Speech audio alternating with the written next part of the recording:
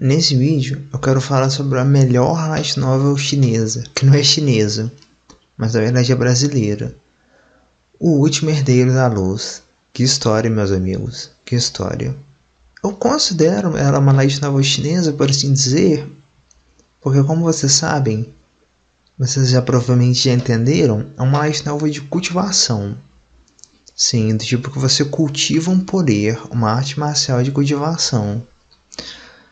Que tem certos níveis, etc, de poder.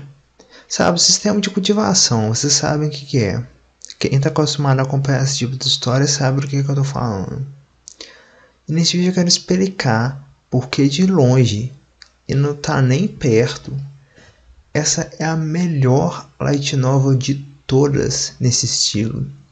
A melhor. Eu já fiz um vídeo aqui antigamente falando sobre light novels chinesas. Eu era um leitor ácido de light novels chinesas, gostava bastante. Bastante mesmo, eu lia várias. Mas depois você vai vendo que é basicamente tudo uma cópia da outra. É legal até, pode ser uma coisa para passar o tempo, uma leitura, sim.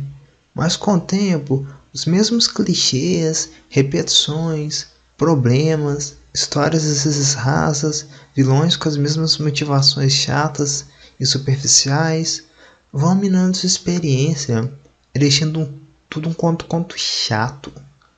Mas, em O Último Herdeiro da Luz, é diferente, é completamente diferente. O começo da história pode até ser uma história parecida, sim, eu não vou negar. O começo pode até dar a entender que a obra vai ser só mais um clichê, que vai ser as mesmas coisas, etc. Mas não é, eu garanto pra você que não é. Conforme essa história se passa, você vai vendo que ela se diferencia demais de qualquer outra light novel chinesa, brasileira ou qualquer outra coisa que seja de cultivação.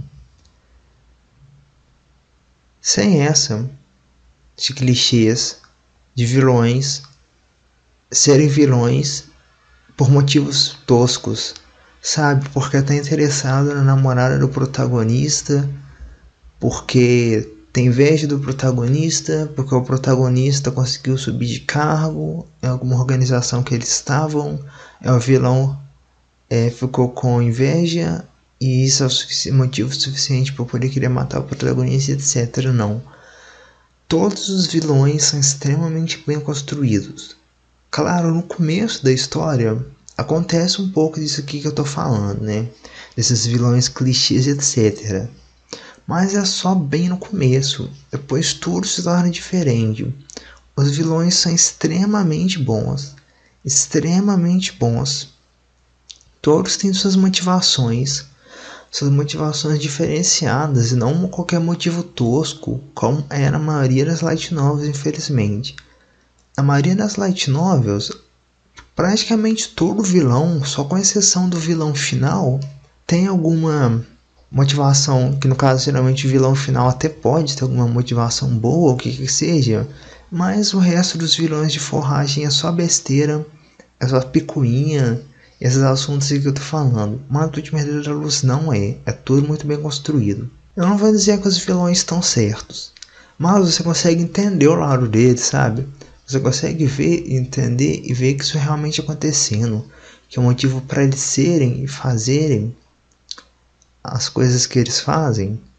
Tem uma justificativa, por assim dizer, com alguns vilões até tendo mesmo um final até emocionante, até bem emocionante, mesmo tendo feito muita merda na história, que até mesmo o protagonista consegue se identificar com eles às vezes, de certa forma, por tudo que ele sofreu no passado. Os personagens também, temos personagens extremamente bons e destacados, não é só o protagonista que é poderoso. A maioria das light novels chinesas, muitas partes delas é muita babação de ovo do protagonista, sabe? Só ele. Como se ele fosse o único cara foda, o único cara poderoso, o único tal. Onde, nesse caso, é diferente. O Último Herdeiro da Luz não é assim. Nós sabemos que nós temos vários personagens com potencial. Vários personagens prometidos aí de serem extremamente fortes. no futuro também. Mesmo personagens que não são do grupo dos amigos, personagens secundários, terciários, por assim dizer, às vezes temos participações impactantes, cara. Acontece alguns plots com personagens tipo, bem relevantes, por assim dizer, que você não imagina que vai acontecer uma coisa desse nível, você fala, caraca, isso aconteceu mesmo? Não dá pra acreditar. Basicamente isso. A história é muito boa mesmo, cara, muito. De longe, a melhor história de todas as light novels que eu já li. Muito rica em detalhes, mistérios extremamente interessantes que te façam indagar a você querer ler. As coisas são apresentadas de um jeito muito interessante. Eu gosto muito de como é escrito, as demonstrações de poderes e força que os personagens exercem, etc. Faz com que certos grandes vilões tenham uma entrada muito impactante. Que mesmo que o vilão FDP fez merda, você fala, caraca, esse cara é foda, ele é muito forte, ele é legal. Basicamente é essa a impressão que me passa. Os diálogos são muito bem escritos. Eu não quero dar muito spoiler nesse vídeo, então eu sou meio sem saber o que falar. Se vocês quiserem, eu faço um vídeo, mas falando mais sobre spoiler, sobre enredo, etc. Esse vídeo aqui é mais uma recomendação para quem não quer spoiler, se você estiver interessado para você ler, mas você não quer spoiler, você não quer saber da história, etc. Eu vou falar de algumas coisas aqui, de alguns personagens, mas é uma das coisas que acontece bem no comecinho assim. Então não é muito spoiler. Mas a criatura sacana que ajuda o protagonista no começo da história, né? A criatura chamada Gold. Meus amigos, que personagem, cara. Esse não é só o melhor personagem dessa história, mas sim um dos melhores personagens todos os tempos pra mim. De todos os tempos, cara. De todos os tempos. É um personagem extremamente carismático, mesmo que ele tente ser tudo ao contrário disso. Ele consegue ser muito carismático, mostrando que geralmente a bondade pode não estar somente na gentileza daquele conceito de amor, até às vezes um pouco meio bobo que as pessoas têm, etc. Ele consegue ser uma pessoa muito boa, mesmo sem ser exatamente assim. E também, às vezes, o orgulho nem sempre é uma característica ruim. É algo que precisa ser medido. Não pode ser exagerado, mas você também não pode se subestimar. A famosa falsa modéstia. O equilíbrio é você saber exatamente onde você está no mundo, suas realizações, o quanto suas conquistas são realmente grandes, sem se superestimar, mas sem também se rebaixar. Para alguém tão poderoso, não é inédito agir desse jeito. Sabe, para alguém tão poderoso quanto o Gold, não é. O cara vai ser humilde? Tipo, ele realmente poderia ser humilde. Mas ele também não torna ele tipo um cara babaca. Tipo, ele sabe o lugar dele no mundo. Todos são basicamente crianças perto dele. É como estar em uma grande creche. Qualquer um, mesmo o artista marcial mais poderoso do mundo, é basicamente uma criança, um pirralho perto dele. Basicamente é isso. É um cara que é extremamente foda. A trama de fundo é muito boa mesmo, né? A grande guerra aí que os personagens estão se preparando, que é o plot principal da história, que eu não vou falar muito sobre, é algo que te motiva a assistir. Te motiva realmente, é algo que une todo mundo, um evento planetário, uma questão de ajuda mútua, que todos os personagens, até pequenos, vão ter importância nisso, que tudo vai ter uma importância, que tá tudo conectado. É uma história extremamente bem escrita, cara, extremamente bem escrita mesmo. É impressionante, é muito impressionante. O autor dessa light novel é policial. Eu fico me perguntando se o fato dele ser um policial é o que justamente faz essa história ser boa. Que alguém que tem vivência, passou por muita coisa, teve vivência na vida. E talvez isso justamente dê uma visão que só ele pode ter, que só ele pode escrever, que faça isso ser essa grande obra que é O Último Herdeiro da Luz. Eu gosto também do fato de que, por mais que seja uma light novel chinesa, inspirada, no caso, em uma light novel chinesa, na cultivação, no universo, etc., ainda assim é uma light novel brasileira, você sente isso lendo. Não outros autores brasileiros das light novels chinesas, que se inspiram nas light novels chinesas, eu não estou dizendo que isso é ruim, mas eles tentam tomar um dialeto mais japonês mesmo, sabe? Os mesmos tipos de xingamento, essas coisas, etc., provérbios e coisas assim. Enquanto de O Herdeiro da Luz, não. É mais ou menos os xingamentos, etc., brasileiros. Eu gosto disso. Isso pode ser variar de interpretação sobre se é um ponto negativo ou positivo, mas eu gosto disso. Que mostra que realmente a light novel é brasileira, pode ser inspirada em cultura japonesa, mas é brasileira, não é japonesa, não são os mesmos dialetos, essas coisas, etc. Na minha opinião, isso é um ponto positivo. A questão da cultivação também é interessante, também é muito interessante nessa história, porque os níveis de cultivo acabam cedo, por assim dizer. Acabam cedo. Você vai chegar a um ponto onde o cultivo acaba. E chegar no máximo do cultivo significa que você vai ser bem forte, com certeza. Mas ainda pode ter uma diferença astronômica, como um grão de poeira contra o mundo, de alguém que alcançou o nível de cultivo máximo, entre outros. O nível de força pode variar muito. O pico de cultivo não é o fim, sabe? Não acabou, não é o final do caminho, é o começo, por assim dizer. Depois de alcançar o pico do cultivo, você vai ter que dar o seu jeito, buscar outras formas de evoluir, de se tornar mais forte. O nível máximo é o nível santo. Muitas pessoas conseguiram alcançar esse nível, mas o mais forte de todos é referido como o santo da terra, o santo do ar, o santo da vida. Esses são os santos mais fortes que esse mundo já teve, aqueles que dominaram realmente o ápice de todas as técnicas do seu cultivo, do seu respectivo cultivo, né?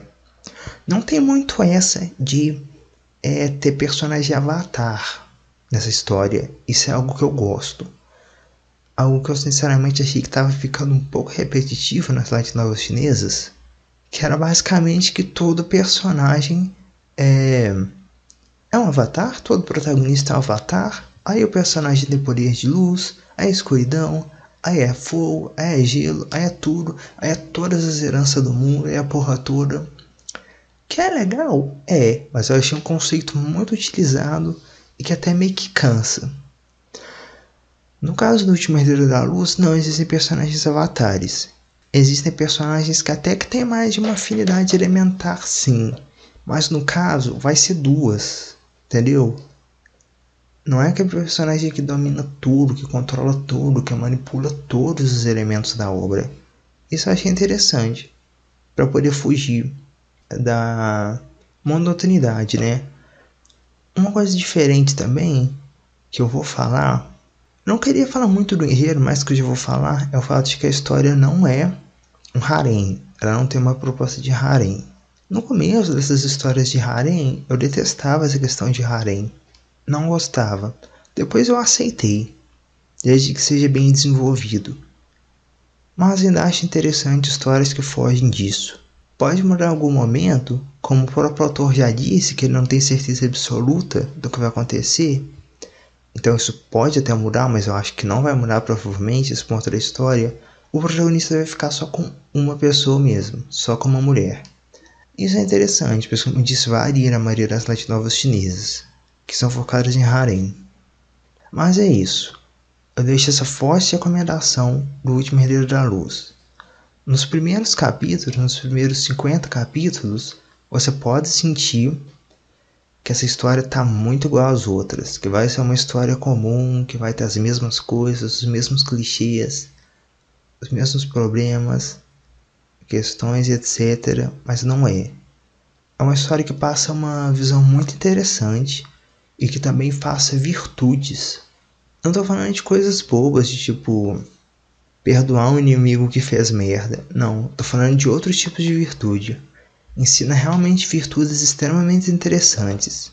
É uma light novel chinesa, brasileira, que tem um tipo de palavreado mais bruto, etc., que alguns podem considerar até rude, mas que no final das contas ensina virtudes muito mais valiosas, na minha opinião, do que a de qualquer light novel chinesa já fez.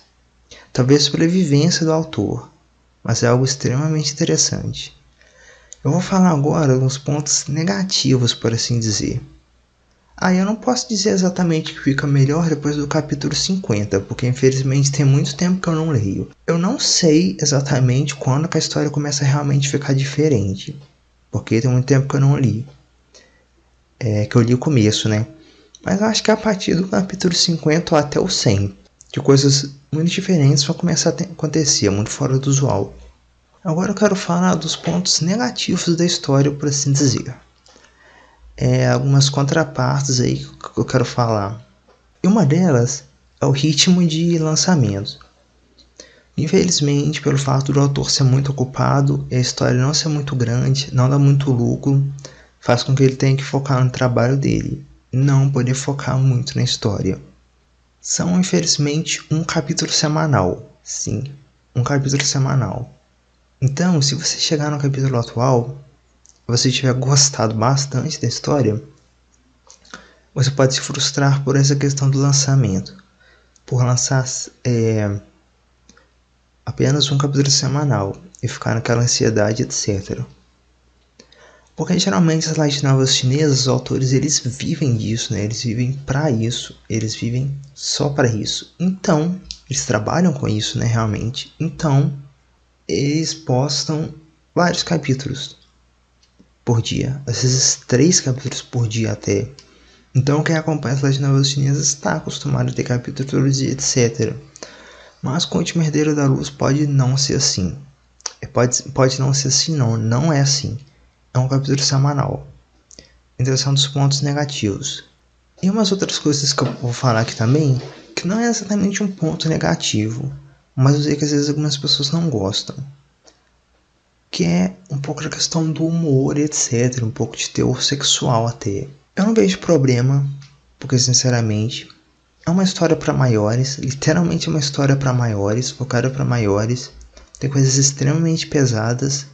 Então qual o problema de ter conteúdo sexual? Não tem problema. Mas para quem não gosta disso muito detalhado, também não é um foco da história, pessoal. Você tem que entender que não é toda a história que é baseada nisso, que não é uma coisa recorrente. Que todas as vezes que aconteceu isso, acho que foram 3 vezes em toda a história. Então, tipo assim, são momentos raros e raros. Não acho que é um motivo para você poder abandonar a obra, mesmo que você não goste disso. Porque são momentos raros. E momentos que a gente não gosta, tem em qualquer história, isso é um fato.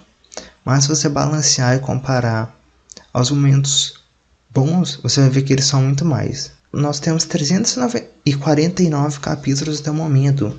Isso só aconteceu umas 2 ou 3 vezes. Então são momentos bem raros mesmo. No começo da história tem bastante momentos de comédia. Bastante momentos de comédia. Que alguns podem até não gostar. Mas depois isso acaba diminuindo também. Pois a história toma um teor mais sério, vai se tornando algo mais sério. Sobre as comédias, algumas eu gosto, algumas não. Mas eu acho que na maior parte eu gosto mesmo. Acho engraçado, algumas exceções. Mas esse vídeo já tá ficando muito grande. Eu vou falando e o vídeo vai ficando muito grande. Estou deixando minha recomendação aqui, para vocês lerem aí O Último Herdeiro da Luz. Essa história ela ficou parada durante mais de um ano, se não me engano. Eu fiquei bem desanimado, porque era uma obra que eu gostava bastante mesmo. E ver que ela parou e provavelmente o autor não ia voltar, me desanimou. Mas depois de um tempo, passou bastante tempo mesmo, eu até esqueci dessa história, eu fui lá ver de novo. Quando eu fui ver de novo, tinha voltado, para me agradar, o surpresa tinha voltado, e eu fiquei bem feliz. Tem muito tempo que a gente não tem um combo, né? Infelizmente. As pessoas pedem aí, mas ainda tem muito tempo que não tem um combo, né? Que são uns 2, 3 capítulos aí no mesmo dia. A história vai cada vez se expandindo mais, cara. E quanto mais surge um mistério, cada vez surge mais mistérios. Às vezes algumas coisas são meio resolvidas assim. E você vai descobrindo outras coisas. E você pensa, caraca, está muito bom. É uma história muito bem escrita, livre de furos, até onde eu sei, né? Mesmo relendo a história várias vezes, que eu gostei tanto que eu reli várias vezes. Eu não achei muito furos de roteiro, é muito bem escrito mesmo. O próprio autor toma muito cuidado, até mesmo pelo fato de que a história é lançada aos poucos. Talvez faça ela ter uma qualidade de enredo grande, uma qualidade de enredo superior, pois o autor pode ter tempo para revisar com calma, etc. Ele realmente tem compromisso em fazer uma história boa, não simplesmente algo para ganhar dinheiro, que a maioria dos casos dos autores de light novels fazem, e talvez justamente por isso a qualidade das light novels chinesas não esteja tão boa mais. Porque você tem que lançar capítulo, você não tem tempo nem de pensar, 3, 4 capítulos por dia, aí repete vilão, aí isso e aquilo, aos mesmos clichês. Talvez isso também seja um dos motivos por trás, mas o autor tem compromisso com a qualidade, e ele quer fazer uma história boa. Tem 10 semanas que não tem capítulo, porque o autor vai revisar tudo, para poder não ter furo de roteiro, para poder revisar os detalhes, para ver se está tudo certinho na história mesmo, antes de postar um capítulo de flashback importante ou alguma coisa assim. Eu prefiro assim. Se for para demorar, que demore mais. Eu quero um capítulo mais rápido, eu quero. Mas se for para ser mais rápido e ter algum furo, alguma coisa, eu prefiro que ele seja mais demorado, um tempo do autor, mas que seja algo bem feito. Os flashbacks dessa história são extremamente interessantes, cara. Extremamente interessantes. É tudo muito bom. Você não sente falta dos protagonistas, dos personagens, etc.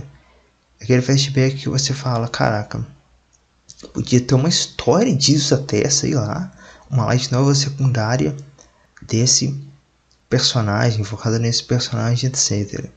Mas é isso. Se você conhece essa light novel, você já leu ela, fale um pouco nos comentários. Se você for falar sobre alguma coisa mais do enredo, etc., deixa a tag de spoilers aí.